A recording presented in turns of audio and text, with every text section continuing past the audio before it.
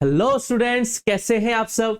I hope आप सब अच्छे होंगे। आपकी स्टडीज बहुत ही जबरदस्त चल रही होगी। मेरा नाम है इंजमाम खान। स्वागत करता हूं आपका हमारे शानदार यूट्यूब प्लेटफॉर्म जिसका नाम है एफएमआई करियर इंस्टीट्यूट। जैसा कि बच्चों आपको पता है कि हमारा बिजनेस स्टडीज क्लास 11th का चैप्टर नंबर 2 स्टार्ट हो चुका था जिसका नाम है फॉर्म्स ऑफ बिजनेस ऑर्गेनाइजेशन, और इसका लेक्चर नंबर 1 हमने बहुत ही शानदार तरीके से समझने की कोशिश करी थी जिसमें हमारा टॉपिक था सोल प्रोप्राइटरशिप। अगर अभी तक आपने वो लेक्चर नहीं देखा है बेटा तो फटाफट से प्लेलिस्ट में जाइए और वहां पे उस लेक्चर को बहुत अच्छी तरीके से रिवाइज कीजिए। देन आप इस सेकंड लेक्चर के ऊपर स्विच कीजिए बेटा, ताकि आपको सारी की सारी चीजें समझ में आती जाए। और इंतजार नहीं करना है बेटा कि एग्जाम आएगा तब स्टार्ट करना है। जितना जल्दी स्टार्ट करेंगे उतना जल्दी आपके लिए फायदेमंद रहेगा, उतना बढ़िया ही आपका बेस बनेगा बेटा क्लास 12th का। तो बिना किसी देरी के बेटा फटाफट से स्टार्ट करते हैं। और एक बार मैं आपको रिकॉल करा देता हूं बेटा कि वीडियोस आपके लिए बहुत ही शानदार तरीके से आ रही है। अकाउंटेंसी, इकोनॉमिक्स और बिजनेस स्टडीज की वीडियोस अगर आपको पसंद आ रही है तो वीडियोस को लाइक करो, अच्छे अच्छे कमेंट किया करो बेटा, दोस्तों के साथ शेयर करो और चैनल को सब्सक्राइब करना मत भूलना। साथ के साथ बेल आइकन पे जरूर क्लिक करना ताकि आपको टाइम टू टाइम वीडियोस के नोटिफिकेशन मिलते रहे। अब मैं फटाफट से एक बार आपको बता देता हूं कि लास्ट लेक्चर में हमने क्या पढ़ा था। देखिए बेटा, हमने इंट्रोडक्शन को समझने की कोशिश करी थी फॉर्म्स ऑफ बिजनेस ऑर्गेनाइजेशन के। देन हमने बात करा था सोल प्रोप्राइटरशिप के बारे में, क्या कि सोल प्रोप्राइटरशिप क्या होती है। आज का जो हमारा लेक्चर रहने वाला है बेटा वो पूरी तरीके से फोकस्ड होगा joint Hindu undivided family business के ऊपर। पूरी तरीके से फोकस करेगा बेटा किसके ऊपर? Joint Hindu undivided family business के ऊपर। इसको हम बहुत ही शानदार तरीके से समझने की कोशिश करेंगे कि आखिर ये किस तरीके का बिजनेस होता है। तो बिना किसी देरी के हम स्टार्ट करते हैं बेटा हिंदू अनडिवाइडेड फैमिली बिजनेस। इसमें आपको 3 चीजें ध्यान रखनी है बेटा। देखिए, एक तो ये फैमिली बिजनेस है बेटा, यानी कि फैमिली मेंबर्स के जरिए रन किया जाता है। पहली बात आपको ये ध्यान रखनी है। दूसरी, हिंदू वर्ड आपको यहां पे देखने को मिल रहा है, तो जो हिंदू लॉ के प्रोविजंस होते हैं उसके हिसाब से इस बिजनेस को रन किया जाता है। तीसरा, इसको लीड कौन करता है सर? तो इसको लीड करता है बेटा उस फैमिली का जो एल्डेस्ट मेंबर होता है। ठीक है, जो भी उस फैमिली का एल्डेस्ट मेंबर होगा बेटा वो ही इस बिजनेस को क्या करेगा बेटा? लीड करेगा। और जो भी फैमिली का एल्डेस्ट मेंबर होता है बेटा उसको हिंदू अनडिवाइडेड फैमिली में कर्ता के नाम से जाना जाता है। किसके नाम से जाना जाता है बेटा? कर्ता के नाम से जाना जाता है। तो ये 3 चीजें आपको ध्यान रखनी है बेटा। हिंदू अनडिवाइडेड फैमिली बिजनेस एक फैमिली के जरिए रन किया जाता है जो हिंदू लॉ के प्रोविजंस के ऊपर बेस्ड होता है। And the leader is eldest member of the family which is also known as karta. अब जाहिर सी बात है किसी को इसका मेंबर कैसे बनता है, तो जाहिर सी बात है उस फैमिली के अंदर बॉर्न रहने वाला हर एक बच्चा क्या होगा बेटा? उस फैमिली बिजनेस का मेंबर कहलाएगा, क्योंकि वो फैमिली बिजनेस है। तो जाहिर सी बात है कोई एक बच्चे की अगर वहां पे बॉर्न होता है, कोई एक नए बच्चे का बर्थ होता है वहां पे, तो जाहिर सी बात है जो बर्थ के बेसिस पे ही उसको मेंबरशिप क्या मिल जाएगी बेटा? उस बिजनेस के अंदर उसको मेंबरशिप देखने को मिल जाएगी। So this is the introduction of Hindu undivided family business. अब आपको यहां पे समझना है बेटा कि जॉइंट हिंदू फैमिली बिजनेस के भी 2 सिस्टम चलते हैं। फर्स्ट वन इज दया भागा system and the second one is Mitakshara system. अब इन दोनों में आपको डिफरेंस समझना है। दया भागा सिस्टम और मिताक्षरा सिस्टम में छोटा सा ही डिफरेंस है। दया भागा सिस्टम वो सिस्टम है बेटा जो आपको वेस्ट बंगाल के अंदर देखने को मिलेगा। मिताक्षरा सिस्टम वो सिस्टम है बेटा जो वेस्ट बंगाल को छोड़ के आपको ऑल ओवर इंडिया में देखने को मिलेगा। दया भागा सिस्टम के अंदर both male and female members को पार्टनर्स बन सकते हैं, लेकिन in Mitakshara system only male members to become को पार्टनर्स। ये मेजरली आपको 2 डिफरेंस याद रखने हैं बेटा दया भागा सिस्टम और मिताक्षरा सिस्टम के अंदर। दया भागा सिस्टम वो सिस्टम है जो आपको वेस्ट बंगाल के अंदर ज्यादा देखने को मिलेगा, वेयरएज मिताक्षरा सिस्टम वो सिस्टम है बेटा जो आपको वेस्ट बंगाल को छोड़ के पूरे ऑल ओवर इंडिया में प्रीवेल होते हुए देखने को मिलेगा। दया भागा सिस्टम के अंदर both male and female members को पार्टनर्स बन सकते हैं, whereas in Mitakshara system only male members can become को पार्टनर्स। सिंपल सा डिफरेंस है बेटा, ये चीज आपको ध्यान रखनी है। हिंदू अनडिवाइडेड फैमिली के 2 सिस्टम्स होते हैं। Then what are the features of this family business? So first one is formation. सबसे पहला सवाल बच्चों के दिमाग में ये निकल के आता है कि sir joint Hindu family business का फॉर्मेशन कैसे होता है? तो पहला, जॉइंट हिंदू फैमिली बिजनेस का फॉर्मेशन के लिए at least 2 members are required. How many members are required? At least 2 members are required in the family. और साथ के साथ उस फैमिली के पास कुछ ना कुछ एंसेस्ट्रल प्रॉपर्टी यानी कि पूर्वजों की कुछ संपत्ति या पुश्तैनी प्रॉपर्टी उनके पास होनी चाहिए ताकि वो बिजनेस को क्या कर सके बेटा? रन कर सके। पहला आपको फीचर समझना है बेटा हिंदू अनडिवाइडेड फैमिली का, किसका फॉर्मेशन कैसे होता है। तो at least 2 members are required in the family और साथ के साथ कुछ एंसेस्ट्रल प्रॉपर्टी भी उनके पास होनी चाहिए ताकि वो बिजनेस को क्या कर पाए बेटा? रन कर पाए। सेकंड पॉइंट इज कौन इसका मेंबरशिप बन सकता है, तो जाहिर सी बात है उस फैमिली का हर एक मेंबर और उस फैमिली के अंदर बॉर्न रहने वाला हर एक बच्चा उस फैमिली का क्या कहलाएगा बेटा, उस बिजनेस का क्या कहलाएगा बेटा, मेंबर कहलाएगा। And the third feature is control. अभी मैंने थोड़ी देर पहले बताया कि जॉइंट हिंदू फैमिली बिजनेस से जो कंट्रोल होता है बेटा, वो उस फैमिली के एल्डेस्ट मेंबर के पास होता है, और एल्डेस्ट मेंबर को हम कर्ता के नाम से भी जानते हैं। तो सर अदर मेंबर्स क्या करते हैं, अदर मेंबर्स का सिर्फ वर्क होता है एडवाइस देने का। जो मेन डिसीजन मेकिंग पावर है, मेन मैनेजमेंट है, मेन कंट्रोल है, वो सारा का सारा एल्डेस्ट मेंबर जो होता है फैमिली का उसके पास होता है, जिसे हम कर्ता के नाम से भी जानते हैं।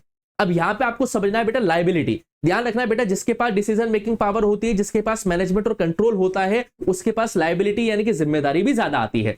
तो जाहिर सी बात है कर्ता जो है या एल्डेस्ट मेंबर है जो फैमिली का, वही लीडर है बेटा हिंदू अनडिवाइडेड फैमिली का। तो जाहिर सी बात है उसकी जो लायबिलिटी होगी वो क्या होगी, अनलिमिटेड होगी। उसके पास डिसीजन भी लेना है, मैनेजमेंट भी करना है, कंट्रोल भी करना है, तो उसके पास क्या होगी बेटा, लायबिलिटी अनलिमिटेड होगी।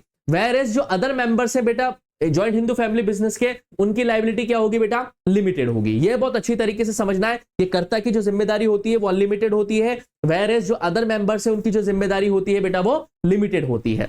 Then what is the continuity, continuity क्या है सर, अगर मान के चलिए कि अगर कर्ता की डेथ हो जाती है या वो किसी रीजन से इनकैपेबल हो जाता है, तो क्या सर बिजनेस बंद हो जाएगा, नहीं बेटा। अगर कर्ता की डेथ हो जाती है अचानक से या वो इनकैपेबल हो जाता है, तो कर्ता के बाद जो नेक्स्ट एल्डेस्ट मेंबर रहा होगा फैमिली का, उसे कर्ता की पोजीशन दे दी जाती है। मतलब लगातार ये बिजनेस चलने वाला प्रोसेस है। अगर कर्ता की किसी रीजन की वजह से डेथ हो जाती है, वो इनकैपेबल हो जाता है किसी भी तरीके से, तो जो नेक्स्ट एल्डेस्ट मेंबर रहा होगा कर्ता के बाद, उसे उस कर्ता की पोजीशन मिल जाती है। और हाँ, ये चीज आपको ध्यान रखनी है कि जो माइनर मेंबर्स हैं यानी कि जो बिलो 18 ईयर्स के हैं बेटा, वो भी फुल फ्लेज मेंबर होते हैं इस फैमिली बिजनेस के, क्योंकि फैमिली बिजनेस है तो जाहिर सी बात है वो माइनर हो या मेजर हो, उन्हें भी इस बिजनेस के अंदर पार्टिसिपेट करने का पूरा चांस मिलता है। So these are the features of Hindu undivided family business. So the next topic is what are the merits or advantages of Hindu undivided family business? So the first merit is effective control. जैसा कि मैंने आपको बताया बेटा कि कर्ता के पास ही decision making power है, कर्ता के पास ही सारा मैनेजमेंट और कंट्रोल है, तो उसके पास एब्सोल्यूट डिसीजन मेकिंग पावर होती है, पूरा कंट्रोल उसके हाथ में रहता है उस बिजनेस का। दूसरा कंटिन्यूटी, जो अभी थोड़ी देर मैंने आपको पहले बताया बेटा कि अगर कर्ता की डेथ हो जाती है, वो इनकैपेबल हो जाता है, तो उससे बिजनेस पे कोई फर्क नहीं पड़ने वाला है। जो नेक्स्ट एल्डेस्ट मेंबर होगा बेटा वो क्या करेगा, उसकी पोजीशन को आराम से गेन कर लेगा। देन मैंने आपको यहां पे बताया लिमिटेड लायबिलिटी, ये मेरिट है। अब ये लिमिटेड लायबिलिटी किसकी होगी, कर्ता की नहीं होगी, लिमिटेड लायबिलिटी होगी other members of the family की। कर्ता की लायबिलिटी तो अनलिमिटेड है, तो यहां पे जो अदर मेंबर्स है फैमिली के, उन्हें थोड़ा सा रिलीफ रहता है, और कर्ता के ऊपर क्या होती है बेटा, जिम्मेदारी थोड़ी सी ज्यादा आ जाती है। Then what are the fourth merit, secrecy. जैसा कि मैंने आपको बताया बेटा कि डिसीजन मेकिंग पावर जो होती है वो सारी की सारी कर्ता के हाथ में रहती है, तो कर्ता जो है चीजों को सीक्रेट भी रख सकता है, यानी कि बिजनेस के अंदर कॉन्फिडेंशियलिटी बनी रहती है। अगर हम डिसीजन लेते हुए 4-5 जनों को लूप में रहेंगे तो जाहिर सी बात है इंफॉर्मेशन लीक होने की पॉसिबिलिटी बनी रहती है। लेकिन यहाँ पे डिसीजन मेकिंग पावर, कंट्रोल पूरा जो है वो कर्ता के हाथ में रहता है, which is the eldest member of the family. So यहाँ पे क्या होता है बेटा, बिजनेस से रिलेटेड जो डिसीजंस होते हैं, जो इन्फॉर्मेशन होती है, वो पूरी तरीके से कॉन्फिडेंशियल बनी रहती है। और जाहिर सी बात है लास्ट मेरिट क्या है बेटा, लॉयलिटी एंड कोऑपरेशन। जाहिर सी बात है कि फैमिली बिजनेस के जरिए रन किया जा रहा है, फैमिलीज के मेंबर्स के जरिए रन किया जा रहा है, तो इस बिजनेस के अंदर आपको लॉयलिटी और कोऑपरेशन बहुत ही ज्यादा अच्छी क्वांटिटी में देखने को मिलता है। So these are the 5 merits of Hindu undivided family business. एक बार इनको फटाफट से रिकॉल कर लेते हैं। First one is effective control, second one is continuity, third one is limited liability of the members of the family, fourth one is secrecy और confidentiality, and the last one is loyalty and cooperation. और last topic क्या है बेटा, इसका limitation. जाहिर सी बात है कोई ना कोई फायदे हैं तो कोई ना कोई नुकसान भी होंगे हिंदू अनडिवाइडेड फैमिली बिजनेस के। सो फर्स्ट एग्जांपल क्या, फर्स्ट लिमिटेशन क्या है बेटा, लिमिटेड कैपिटल। जैसा कि मैंने आपको स्टार्टिंग में बताया था कि 2 मेंबर्स की रिक्वायरमेंट है और कुछ ना कुछ एंसेस्ट्रल प्रॉपर्टी भी होनी चाहिए। तो हिंदू अनडिवाइडेड फैमिली जो बिजनेस होता है बेटा, वो पूरी तरीके से पुश्तैनी प्रॉपर्टी के ऊपर क्या होता है बेटा, टिका हुआ होता है। ठीक है, और कहीं ना कहीं इनके पास इतनी एबिलिटी नहीं होती है कि ये कैपिटल को रेस कर सके बेटा ग्रोथ करने के लिए। ठीक है, बैंक्स में भी hesitant to extend credit due to the limited finance base of the business, और बैंक्स भी कहीं ना कहीं हिंदू अनडिवाइडेड फैमिली को क्रेडिट देने से थोड़ा सा हिचकिचाती है। तो याद रखना बेटा, एक लिमिटेशन क्या है बेटा, लिमिटेड कैपिटल होती है। हाँ, जिसके पास पुश्तैनी प्रॉपर्टी बहुत ज्यादा है, जाहिर सी बात है वो अपना बिजनेस को अच्छी तरीके से रन कर पाएगा। लेकिन मेजरली देखा जाए तो बेटा हिंदू अनडिवाइडेड फैमिली बिजनेस के अंदर कैपिटल हमें थोड़ी सी कम देखने को मिलती है, तो लिमिटेड कैपिटल एक इसका लिमिटेशन हो सकता है। Second one is unlimited liability of कर्ता। अब यहाँ पे जो कर्ता है यानी कि जो हेड ऑफ द फैमिली है बिजनेस का, उसी के ऊपर सारी की सारी लायबिलिटी आ जाती है। ठीक है, और लगातार वो क्या रहता है बेटा, डिसीजन मेकिंग को लेकर क्या करता है बेटा, सोचता रहता है कि कैसे करें, डिसीजन मेकिंग को बहुत तरीके से लिया जाए। तो उससे क्या होता है, कहीं ना कहीं बिजनेस के ग्रोथ में और इनोवेशन में क्या होता है, हमें थोड़ी सी दिक्कतें देखने को मिलती है। बट डिसीजन मेकिंग पावर किसी एक के हाथ में रहेगी और उसको बार बार डिसीजन लेने हैं, तो जाहिर सी बात है वो सोचा विचारी करेगा, और सोचेगा ज्यादा तो कहीं ना कहीं बिजनेस का ग्रोथ और इनोवेशन इंपैक्ट करेगा। समझ में आ रही नहीं आ रही बेटा बात? तो और लोगों से सलाह करते तो ज्यादा बढ़िया रहता, लेकिन इसमें क्या है, अनलिमिटेड लायबिलिटी रहती है बेटा कर्ता की, जिस वजह से बिजनेस की ग्रोथ में हमें थोड़ा सा एक नेगेटिव इंपैक्ट भी यहां पे देखने को मिल जाता है। Third limitation is potential for conflict. हाँ, यहां पे डिसीजन मेकिंग पावर सारी की सारी कर्ता के हाथ में है, तो अदर फैमिली मेंबर्स के साथ कभी कभी उस डिसीजन को लेकर कंफ्लिक्ट होने की संभावना है, क्योंकि कर्ता तो एक है, सारी डिसीजन मेकिंग पावर उसके हाथ में, लेकिन फैमिली मेंबर्स बहुत सारे हैं। अब कर्ता ने जो डिसीजन लिया है उससे वो फैमिली मेंबर्स एग्री कर रहे हैं या नहीं कर रहे हैं, सबके अलग अलग ओपिनियन होंगे बेटा। अब सब अपने अपने अलग अलग ओपिनियन देंगे, तो इससे है ना कंफ्लिक्ट वाला माहौल क्रिएट होता है बेटा, जिससे बिजनेस सक्सेसफुली रन नहीं हो पाता है। तो डिसीजन मेकिंग पावर किसी एक के हाथ में है, बाकी सिर्फ एडवाइस के लिए बैठे हुए मेंबर्स, लेकिन कोई डिसीजन आता है तो हर एक इंडिविजुअल के अपने अपने ओपिनियन होते हैं, जिससे हमें कंफ्लिक्ट की सिचुएशन देखने को मिलती है। और लास्टली कौन इंपैक्ट करता है बेटा, बिजनेस इंपैक्ट करता है। क्लियर बेटा? And the fourth demerit is limited membership. याद रखना बेटा, हिंदू अनडिवाइडेड फैमिली के अंदर सिर्फ फैमिली मेंबर्स ही क्या कर सकते हैं बेटा, मेंबरशिप ले सकते हैं। इसमें कोई स्पेशलाइज स्किल्स वाला मेंबर नहीं आ सकता, या आउटसाइड द फैमिली का बंदा इसमें ज्वाइन नहीं कर सकता। सिर्फ फैमिली का जो मेंबर है बेटा वही इसके अंदर पार्टिसिपेट कर सकता है। This can limit the business ability to adapt and compete in a dynamic market. तो सिर्फ एक फैमिली का मेंबर ही इसका मेंबर बन सकता है बेटा, उससे बिजनेस की जो एबिलिटी होती है अडेप्ट करने की और कंपीट करने की डायनेमिक एनवायरनमेंट में, वो कहीं ना कहीं क्या करती है बेटा, सफर करती हुई देखने को मिलती है। So these are the limitations of Hindu undivided family business. I hope आपको ये सारा का सारा टॉपिक अच्छी तरीके से समझ में आया होगा कि आखिर हिंदू अनडिवाइडेड फैमिली बिजनेस होता क्या है। First one is at least 2% are required.